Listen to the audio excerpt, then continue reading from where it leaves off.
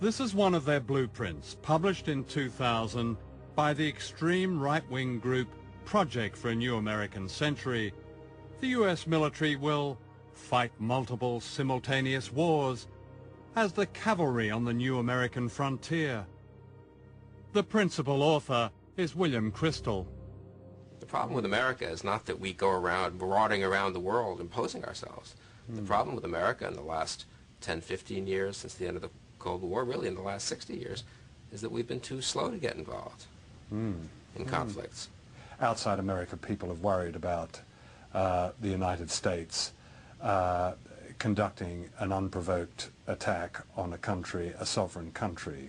Are they? Are they? Yes, they are. Really? They're worried we're going to attack Britain, France, Germany? Any democracy? No, because... Any decent regime? No, the United States doesn't usually... No, I said strong countries. Well, I was asking decent countries.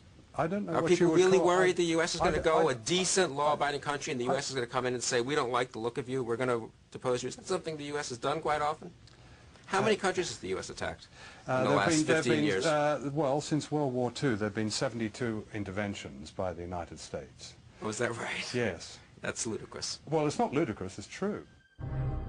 These are some of the countries where the United States, directly and indirectly, has overthrown governments, manipulated elections, and attacked popular movements since 1945.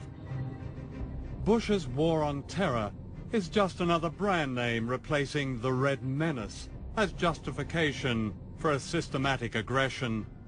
This is well documented, yet it remains a kind of secret history, seldom reported in the West as a war of terror.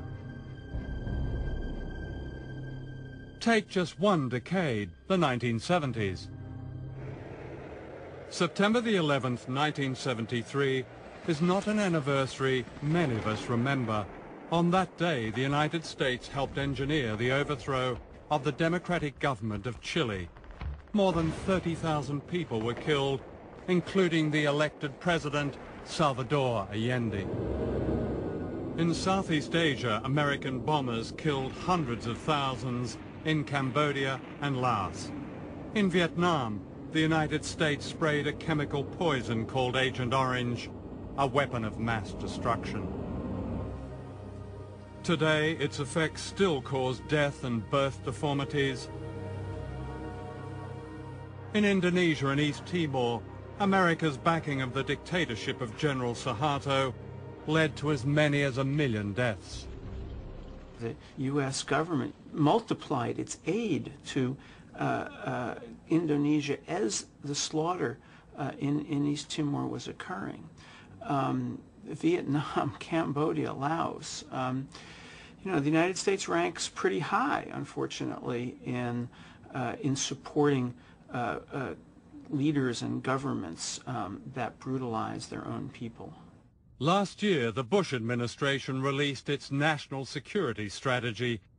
Behind the jargon of the war on terror is a new message that America intends to stand alone and dominate by threat of force.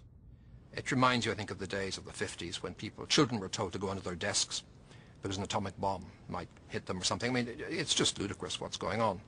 And the whole twist of dragging Iraq into the war of terrorism, the axis of evil, all of this fundamental sort of rubbish, you might say, is part of the political games that have been played by Bush, given the opportunity that 9/11 presented to him and his regime and the survival thereof and the future thereof for the next election in 2004. Today, the United States has 152 military bases around the world. These include bases at major sources of energy, established under cover of the war on terror. The U.S. military calls this full-spectrum dominance. We don't really give a damn what anybody thinks. We rub everyone's face in it. We're Americans and you're not, and we're talking the Roman Empire here. I mean, we'll do anything we want to do, anywhere we want to do it, and you're either with us or against us, and multilateral institutions like the UN are incidental and irrelevant to the powers that be. That is the image we're sending to the world. That is what much of the world feels about this country right this minute. We cannot accept And we will not accept states that harbor, finance, train, or equip the agents of terror. Those nations that violate this principle will be regarded as hostile regimes. How ironic are Bush's words, because thousands of known terrorists are to be found in the United States living beyond the law. Last year, Amnesty International confirmed the presence of thousands of torturers given safe haven in the United States. The report listed notorious names from Latin America, many of them trained here at the School of Americas in the state of Georgia, where American officers used manuals like this to teach the black arts of terror and repression. Most Americans are completely unaware of this. You know, you looked at the Truth Commission report in El Salvador, who was responsible for the massacres. Very high percentage of them were trained in at the School of the Americas in Georgia. And down, not just in El Salvador, in Panama, in Honduras, in Guatemala. You go, as I have, you go and meet with the high command of the military in Central America, and you see on their walls diplomas from the School of Americas and other U.S. institutions. So when people talk about terrorism, it's always over there. It's not the terrorists that the United States have supported. We have done more throughout our history, and since World War II in particular, I think, to create conditions in which individuals can be free around the world than any other country in history. In Afghanistan, Colonel Rod Davis is helping to spread that message of individual freedom. Good morning, I'm Colonel Rod Davis. I'm the Director of Public Affairs for CJTF 180. That's the coalition military force stationed here in Afghanistan, specifically at Bagram Air Base. This morning what we're going to do is take you on a tour of Bagram Air Base, and we're going to tour numerous facilities, the airfield itself. We'll point out. This is Bagram Air Base near Kabul.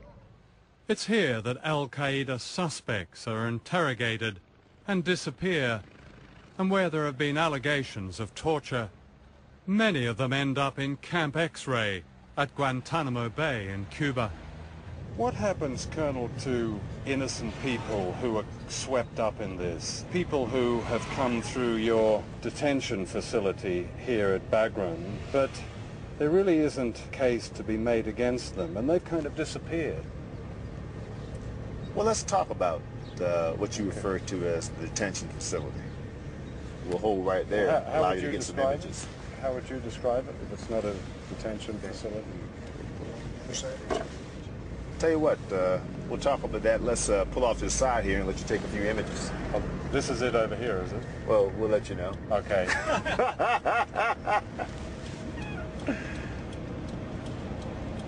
What I can assure you and your public of is this.